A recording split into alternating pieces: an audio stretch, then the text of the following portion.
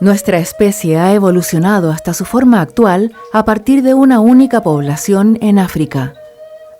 Desde esa primera cuna se diseminaron por todo el continente africano y de ahí al resto del mundo.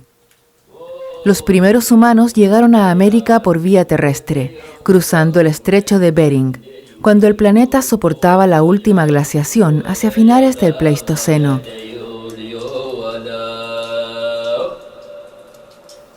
Uno de los sitios de mayor relevancia de esta ocupación está ubicado en la comuna de San Vicente de Tagua Tagua, unos 150 kilómetros al sur de Santiago, la capital de Chile. En este lugar, hacia el final de la Edad de Hielo, había un gran lago que ocupaba un espacio entre los cerros del Mesozoico, y en sus orillas se asentaron las primeras comunidades de seres humanos de Chile central hace 13.000 años.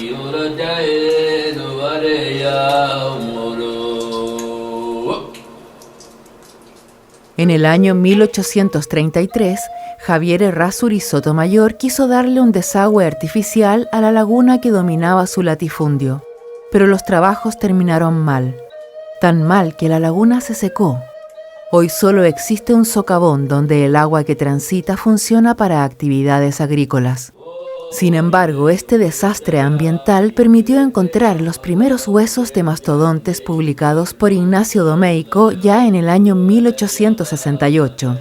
Las excavaciones de Tagua Tagua históricas siempre han estado ligadas a las orillas hipotéticas de la laguna que ya no existe, playas de lo que fue ese lago y en donde se asentaron estos grupos humanos. Hoy, después de 30 años, nuevos exploradores comienzan a abrir una nueva ventana hacia el pasado milenario, en el llamado sitio Tagua Tagua 3.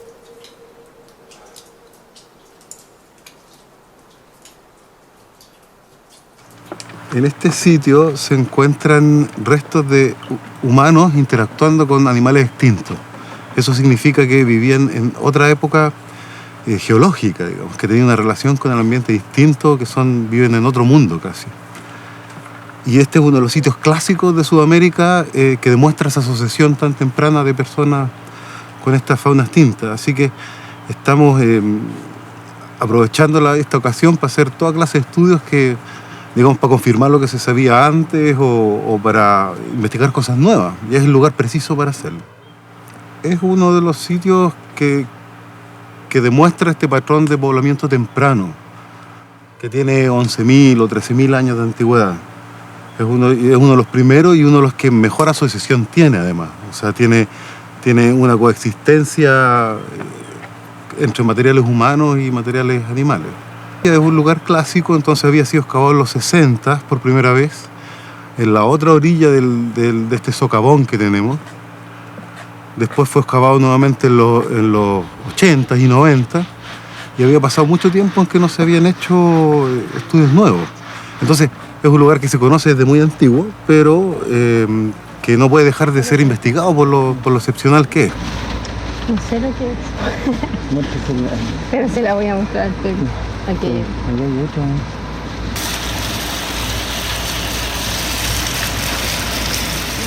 Pienso yo que es muy raro que hasta ahora no se haya repetido ninguno y que solamente en esta capa esté apareciendo una rinela que nosotros en la colección del Museo Nacional de Historia Natural hemos documentado súper pocas, muy pocas de estas. Y acá tener una de estas y que está apareciendo sin ningún otro elemento asociado o repetitivo, es rarísimo, es muy raro.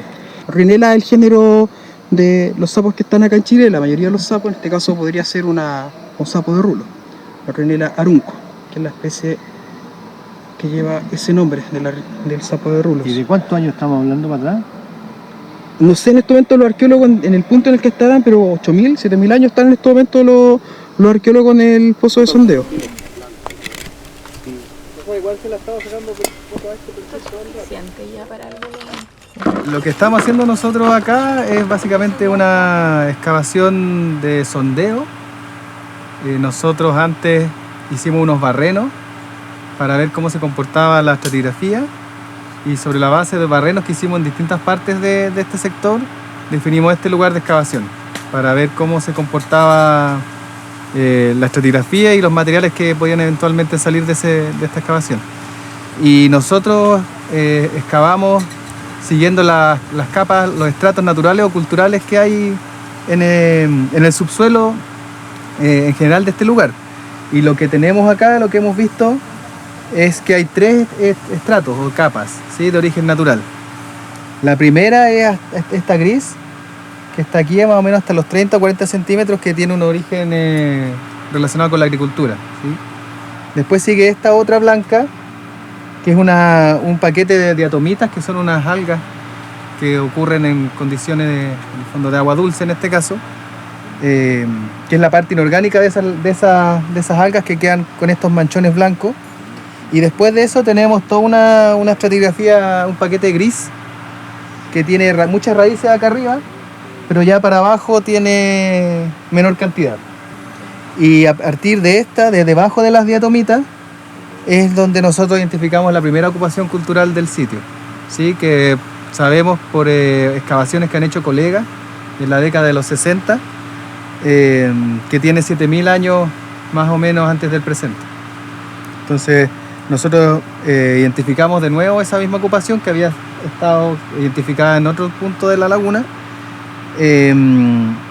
y después de eso esperamos continuar bajando hasta llegar a niveles aún más profundos, ¿sí? Mientras uno más baja, la antigüedad de los depósitos es mayor. Aquí nosotros estamos en 90 centímetros de profundidad y son alrededor de 8.000 años de antigüedad, y esperamos bajar al menos hasta los 13.000 años de antigüedad.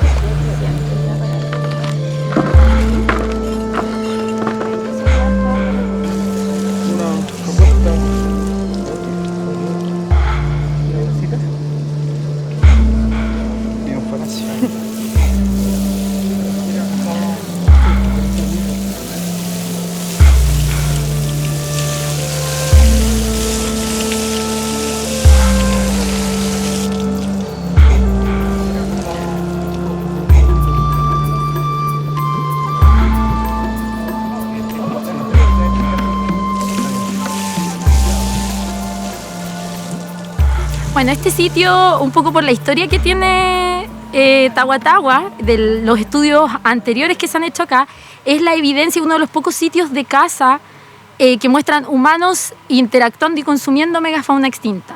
Y eso se aplica un poco a una de las grandes teorías que hay alrededor de qué produjo esta extinción, que es el rol de los humanos en cazar y en perturbar los ambientes en donde estos animales vivieron, lo que pudo haber causado parte de las extinciones del Pleistoceno tardío. O sea, la importancia de este sitio un poco es estudiar más en profundidad esta interacción humano-megafauna y empezar a tener más pistas sobre el rol de los humanos en la extinción. Ahora estamos en un punto en la excavación en que ya estamos entrando al nivel como más temprano, o sea, son 11.000 años hacia el pasado, que es en donde esperamos encontrar megafauna extinta, ojalá con señales de interacción o no con los humanos que habitaron este sector hace 12.000, 13.000 años atrás. Y lo ideal sería encontrar como evidencias muy buenas de los humanos consumiendo estas especies. También quizás encontrar más especies de megafauna extinta de las que se conocen para el sector. Corroborar alguna de las identificaciones, por ejemplo, la presencia de perezosos gigantes, que todavía no está muy segura. Podría ser encontrar algún elemento de esos animales. Y más pistas un poco sobre la interacción de estos animales y su ambiente y los humanos. Yo no sé si los hallazgos que esperamos encontrar, si los encontramos, van a contradecir un poco lo que ya se sabe del poblamiento americano, pero sí existe la posibilidad, porque ahora nosotros han pasado varias décadas desde los últimos estudios, vamos a usar nuevas herramientas para aproximarnos a esta pregunta, mejores métodos de datación, otros análisis químicos isotópicos, análisis de ADN antiguo, lo que en verdad puede entregar nuevas pistas, nuevas fechas sobre el poblamiento americano. Entonces es una posibilidad abierta igual.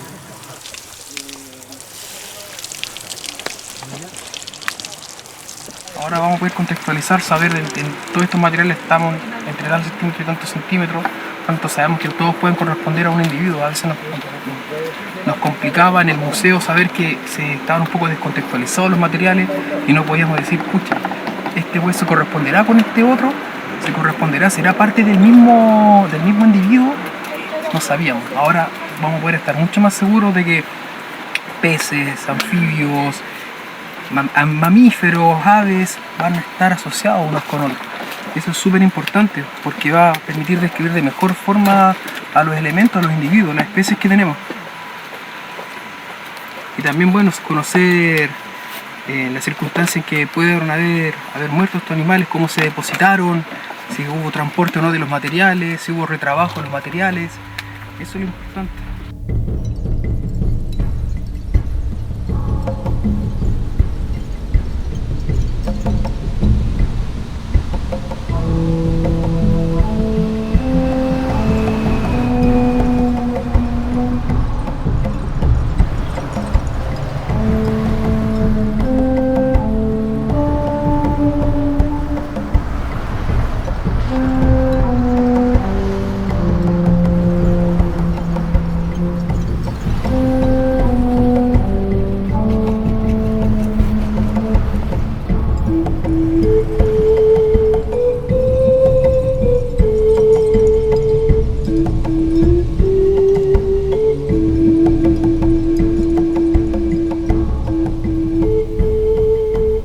A partir del siglo XIX, cuando se realizan los primeros descubrimientos de las piezas anatómicas de confoterios en la laguna Tahuatahua, hasta la última excavación realizada en el mes de diciembre, en el año 2019, se han recuperado alrededor de 2.000 piezas anatómicas.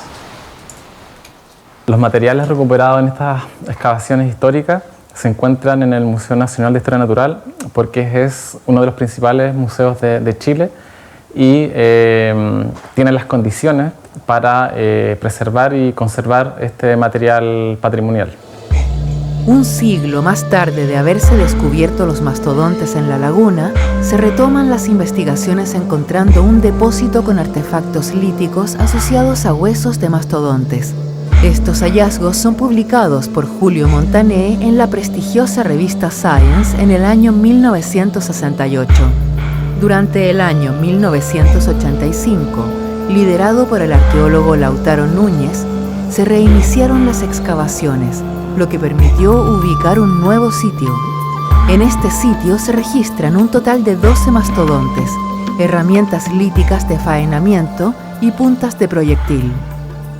Fue una campaña que hicieron ellos más o menos como de 4 meses estuvieron aquí. Hicieron una excavación bien grande. Según lo que tuvieron ahí, algo de 8 animales, mastodontes decían ellos en ese tiempo, ahora dicen que son confoterios. Entre chicos y grandes, entonces, era como una familia. Había un cráneo de un mastodonte inmenso.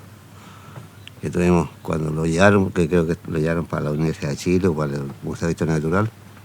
Cuando lo llevaron tuvimos que, yo lo tuve que tirar, lo embalsamaron con unos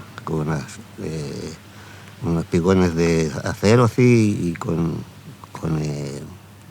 yeso para que no se mortificara. Y tuvimos que subirlo arrasándolo con un tablón arriba del vehículo que lo llevaron y lo tuvimos que tirar con los tractores. No es increíble que era grande, no es exageración, era una tremenda cuestión. Lo que yo quería y creo que se está consiguiendo era que esto se divulgara, pero para que la gente se informara y tuvieran conocimiento de lo que era este sector aquí. Porque hasta ese momento estaba dormido, era un lugar común y silvestre como cualquier otro. Perdón. De ahí empezó a tomar un poco más de hacer como un revuelo, digamos. Y sí, ahora ya San Vicente o la zona de Tahuatahua es nombrada en todas partes, se conoce mucho. Es una cosa así, o sea, cooperar con la ciencia, con la cultura. Todos los restos de animales pequeños eran producto de muertes naturales. ¿Sí? Es normal que se muera un pato, o que se muera un pez, o que se muera cualquier cosa en el borde de la laguna, y que los huesitos hayan quedado ahí, y que después se hayan mezclado con los huesos grandes de los animales que sí efectivamente fueron cazados. Las excavaciones en Tahuatahua no solo tienen un objetivo científico, sino que también educativo y que involucre a la comunidad y a sus habitantes. ¿Sí? Así que ¿Hay certeza? Bueno, la verdad es que nosotros como universidad, desde el inicio de nuestra actividad, hace 4 años, hemos querido involucrarnos en todas aquellas actividades que están asociadas a lo que es el desarrollo de la región y de cada una de sus comunas y en cada una de sus dimensiones. Entonces, cuando uno mira lo que está ocurriendo, particularmente hoy día acá, en este lugar, que es la laguna, la antigua laguna de Tagua, en la comuna de San Vicente, la verdad es que nos encontramos con un patrimonio que va más allá de lo comunal, más allá de lo regional, probablemente más allá de lo nacional. Estamos hablando de que aquí, bajo estos suelos, ¿cierto? Se encuentra depositada información valiosísima de lo que ha sido nuestro pasado. Nuestro pasado como raza humana, como especie, pero en general de mucha información de lo que es la vida y que nos puede entregar muchas luces de cómo se ha desarrollado, ¿cierto?, esta vida en los últimos varios miles de años. Y el conocimiento profundo de ese pasado evidentemente nos ayuda también a tratar de dilucidar los problemas que tenemos en el presente y proyectar el futuro.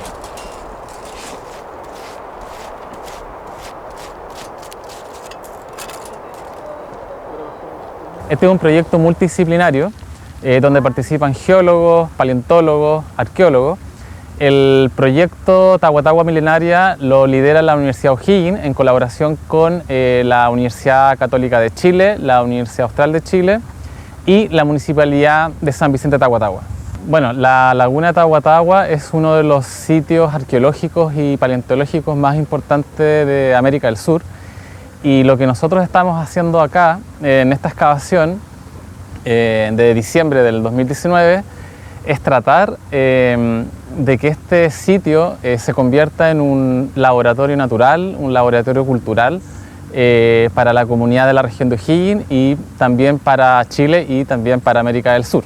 El sitio Tagua tiene un valor de tal magnitud que no solamente tiene una función científica, sino que también puede tener una función de desarrollo educativo y principalmente puede emerger como un polo de desarrollo turístico para la región y para el país.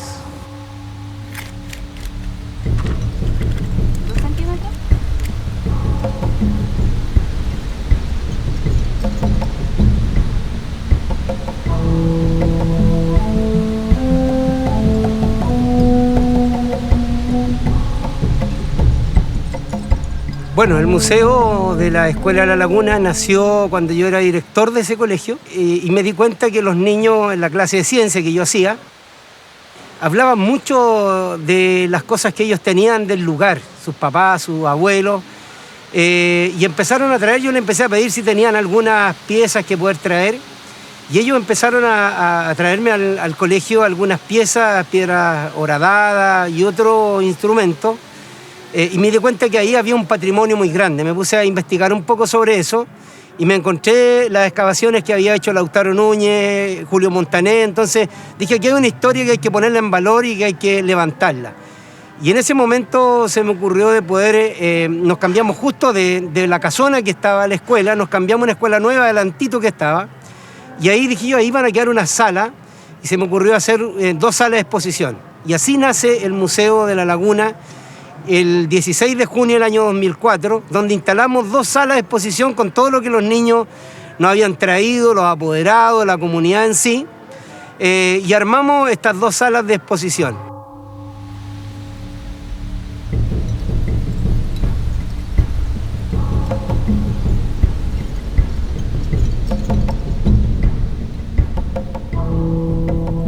Bueno, para nosotros esto se constituye realmente como un sueño, debido a que es una idea que se viene concibiendo desde hace bastante tiempo. De hecho, nos sentimos como continuadores de una idea que viene desde hace mucho tiempo, de otras generaciones. Hacemos el relevo, ¿cierto? Y este concepto, este proyecto colectivo de poner en valor Tagua, este territorio, sus comunidades, su historia, ¿cierto?, a la luz de importantes hallazgos que aquí se han realizado.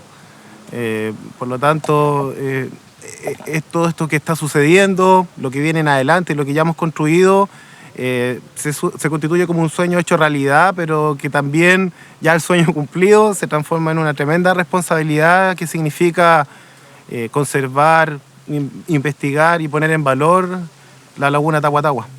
el sueño local permanente yo creo que es que esto se respete, que esto se valore, ¿cierto? Pero claro, al respetarlo y valorarlo vamos también creyendo en la posibilidad de que esto traspase fronteras, ya tanto a nivel nacional como internacional. Inicialmente soñamos con un patrimonio local, ¿cierto? Con el tiempo hablamos de que este es patrimonio regional y nacional y ya hay gente que nosotros mismos pensamos que puede ser patrimonio de la humanidad. O sea, por lo mismo la responsabilidad de quienes habitamos en este lugar, el compromiso que debemos tener con este territorio, con su conservación, es fundamental para poder hacer realidad el sueño.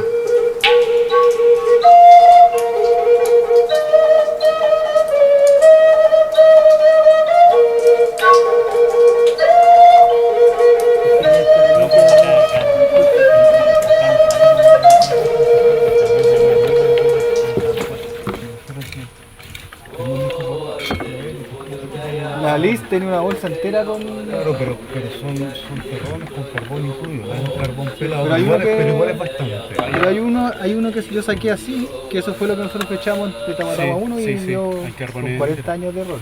Lo que está apareciendo ahí son espículas de carbón aisladas, la verdad. O sea, no constituyen aún con certeza nada antrópico, pero sí estamos muy cerca de llegar a la profundidad donde históricamente se han encontrado los restos de fósiles, así que puede eventualmente ser un buen indicador de que quizás hay algo antrópico debajo. Veremos, así que registramos, se fotografía y después hay que seguir bajando porque tenemos todavía 20 o 30 centímetros para llegar a la capa portadora de los fósiles de acuerdo a la información de los trabajos previos. Aquí hay que ser negativo hasta que a uno lo demuestre lo contrario, sobre todo en estos sitios tan tempranos, porque hay que ser muy escéptico. ¿Quién cambió eso? Yo le dejé. Pero es un terrón más grande de lo que hemos encontrado en los arneros y se encontró ahí mismo en el perfil. Entonces ese, como se vio de ahí mismo del perfil, se sacó y se envolvió separado para poder hacer análisis a ese carbón, a este. Como ven, es mucho más grande que los que sacamos del arnero que salieron como eso. Encontramos primero un cuchillo de pequeño, bifacial, que puede ser también una preforma de punta de proyectil.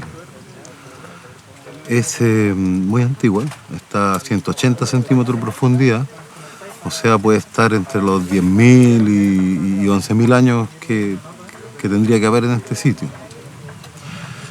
Más tarde, en el mismo nivel, encontramos esta pieza, que es un raspador frontal sobre el asca, que es parte del cabezal del instrumento que se utilizaba para preparar cueros. Y que también por el tamaño grande pensamos que también es muy temprano y es muy consistente con la materia prima de la otra pieza. Es una gran lasca, se tomó una gran lasca que venía de un núcleo de algo como una calcedonia y se sacó, esta es una lasca secundaria, o sea, de una segunda serie de desbastes. Probablemente tenía módulo laminar, era más larga que ancha. Y la parte frontal fue acondicionada para poder raspar cuero. Claro, en el momento de raspar podría haber sido así. Este raspador está bastante agotado porque es un tipo de herramienta que se va retocando, es decir, sacándole más filo cada vez que se embota. También tiene regularizados los bordes y si los tiene regularizados probablemente era porque estaba enmangado en un mango de madera o de hueso, de asta. Entonces es un tipo de raspador frontal muy típico de poblaciones de cazadores-recolectores. Es una pieza muy linda esta. Vamos a ver si podemos fechar la capa en que está. Entonces pensamos que tenemos algo del sitio más temprano que hay aquí.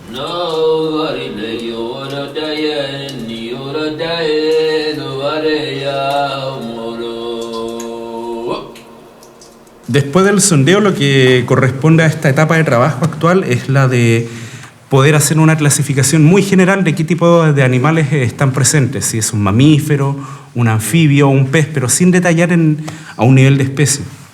Y contabilizarlos, tener una idea más o menos precisa de cuánto material tenemos de cada subconjunto faunístico. Y una vez que esto llega a un laboratorio, sea en un museo o en otra institución, se empieza a picar más fino. Por ejemplo, yo te puedo decir en este momento que esta es una mandíbula de un roedor mediano a lo más. Pero en un laboratorio, a partir de ciertos rasgos anatómicos, yo te puedo decir a nivel de género o especie qué roedor es el que tengo en mis manos. Y en este caso, esto es un Octodon de Gus. Por la morfología que tienen sus dientes, es posible identificarlo a ese nivel. Bueno, básicamente los materiales que hemos recogido acá corresponden a fauna nativa que abarca principalmente fauna menor. Esto incluye ratones, aves, anfibios, peces, entre otras taxas. Y contrasta fuertemente con este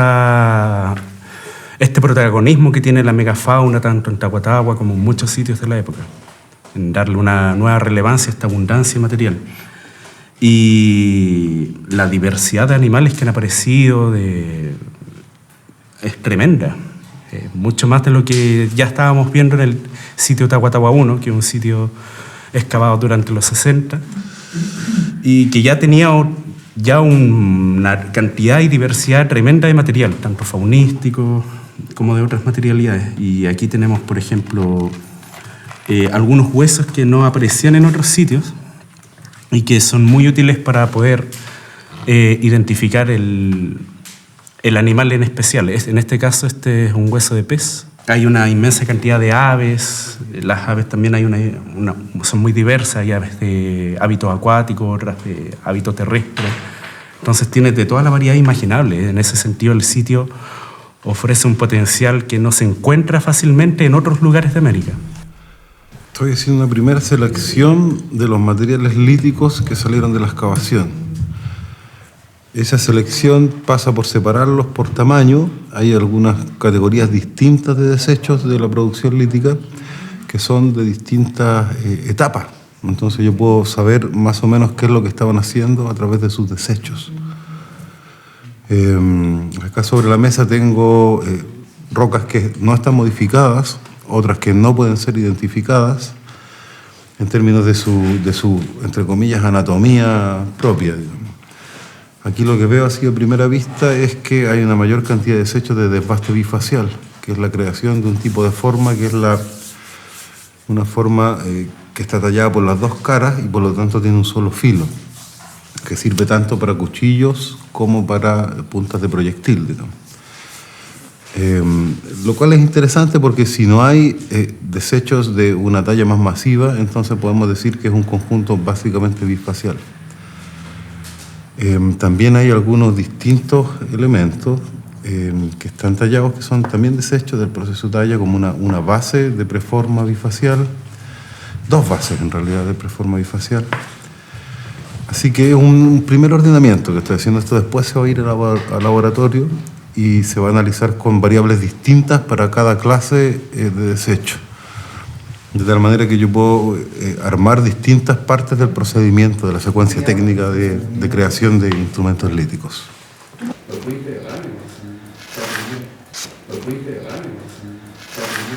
La excavación en realidad desde todo punto de vista fue un éxito completo, la verdad.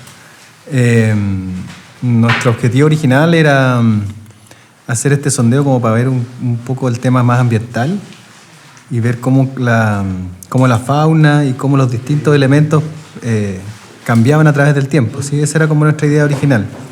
Teníamos una información general de lo que pasaba en los sitios antiguos, en Tahuatahua 1, pero como se excavaron con otras metodologías, habían preguntas que nosotros no podíamos resolver con la información que teníamos de esos sitios. Entonces, este sondeo en parte tenía ese objetivo, excavarlo con una metodología más fina, para tener un registro más detallado de todos esos cambios que ocurrieron en los últimos 15.000, 18.000 años.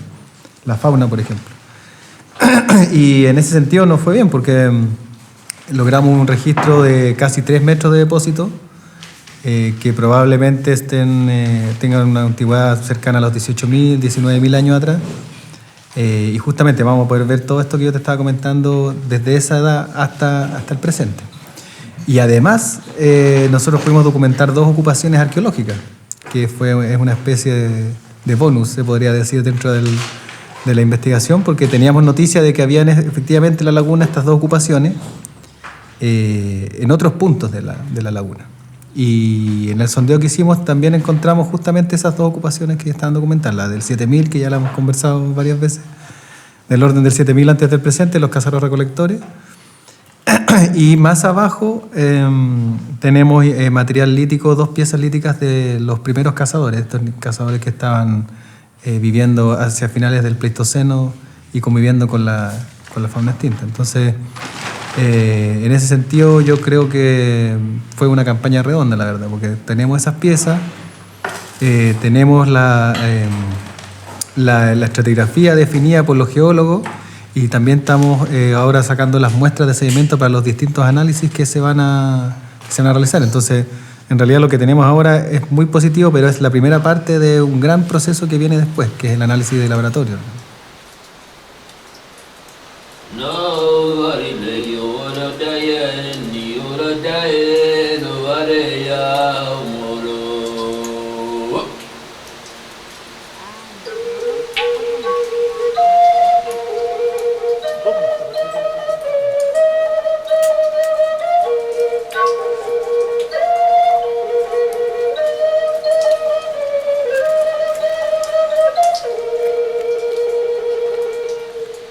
Que ya se terminó la excavación, estamos tomando una columna donde se muestra el sedimento centímetro a centímetro, y esto es con el objetivo de ver diferentes indicadores con los cuales se pueden reconstruir condiciones medioambientales o de cambio de ecosistema en la prehistoria.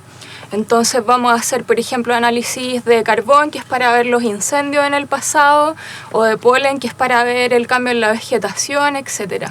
Bueno, se necesita saber cuál era como el escenario del paisaje en el que estaban insertas las poblaciones cazadoras recolectoras que estaban viviendo acá, que si bien se ha reconstruido antes con otras investigaciones, ahora se puede hacer un muestreo que es centímetro a centímetro, entonces mucho más completo y más acabado.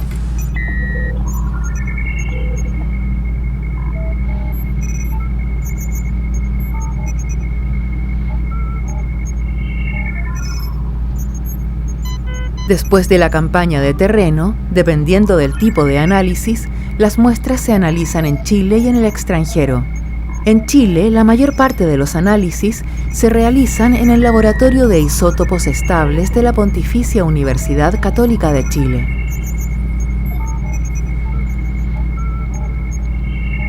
Una vez que uno saca muestras, ¿cierto?, del terreno, esas muestras tienen que ser procesadas desde el punto de vista tanto macroscópico, es decir, tienen que ser separados en tipos de restos que uno encuentra, artefactos líticos, restos faunísticos, pero también hay un componente que se tiene que hacer con los sedimentos y con los restos, que es una parte ya más molecular, más atómico.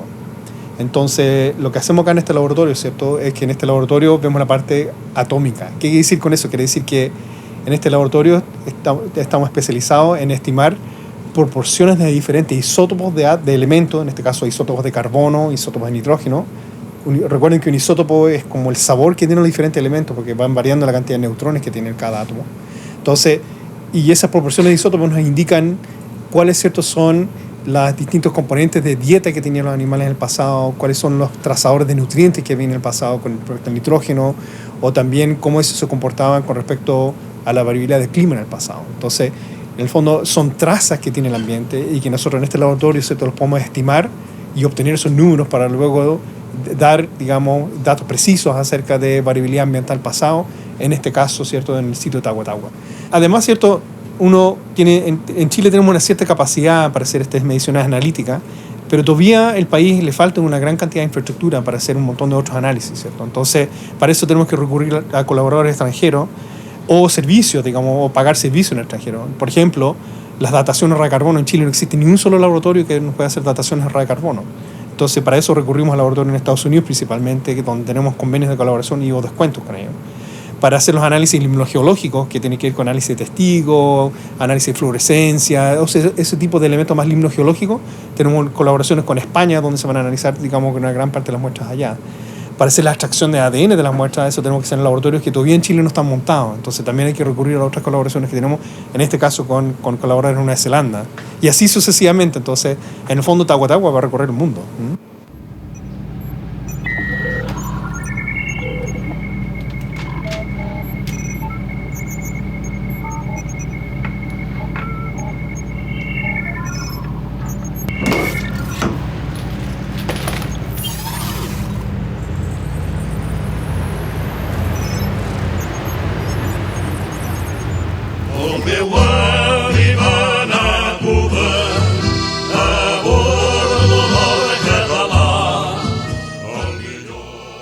En España se encuentran el Instituto Catalán de Paleoecología Humana y Evolución Social, en Tarragona, donde se realizan parte de los análisis atómicos.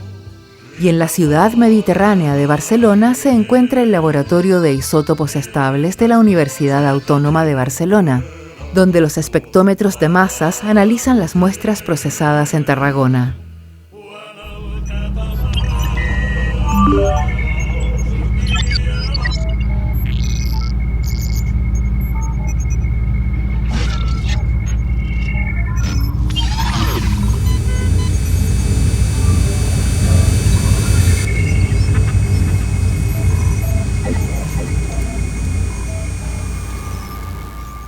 El Instituto de Paleoecología Humana y Evolución Social hace años que colabora con las investigaciones paleontológicas y paleoecológicas de Chile con el doctor Erwin González. Hace años que colaboramos en lo que es la recuperación y estudio y caracterización de los conjuntos fósiles que se recuperan en los yacimientos más emblemáticos de Chile. De forma concreta, en los últimos años hemos colaborado en el estudio del registro fósil del yacimiento de Tagua Tagua. A partir de los restos fósiles recuperados en los yacimientos arqueológicos y paleontológicos, estudiamos su fracción orgánica o fracción inorgánica y medimos las composiciones isotópicas del oxígeno, del carbono, del estroncio, del nitrógeno. Todo ello a partir de o bien la biopatita de los fósiles, ya sean de huesos o de dientes, o del colágeno, de la proteína del colágeno recuperada una vez extraída de los huesos. Las señales de carbono y nitrógeno recuperadas del colágeno de los huesos y dientes nos ofrecen información sobre la composición del paisaje vegetal, sobre la posición en la cadena trófica de los animales investigados, sobre las características climáticas del medio ambiente en el que vivían estas especies, y todo ello nos permite reconstruir de forma bastante precisa las características y las condiciones de vida de estas especies. Las señales de oxígeno y carbono que recuperamos en los dientes, y a partir de lo que llamamos un análisis secuencial, es decir, que sigue la longitud y dirección de formación de los dientes, nos permite abrir una ventana muy concreta en el momento de vida de cada uno de los animales.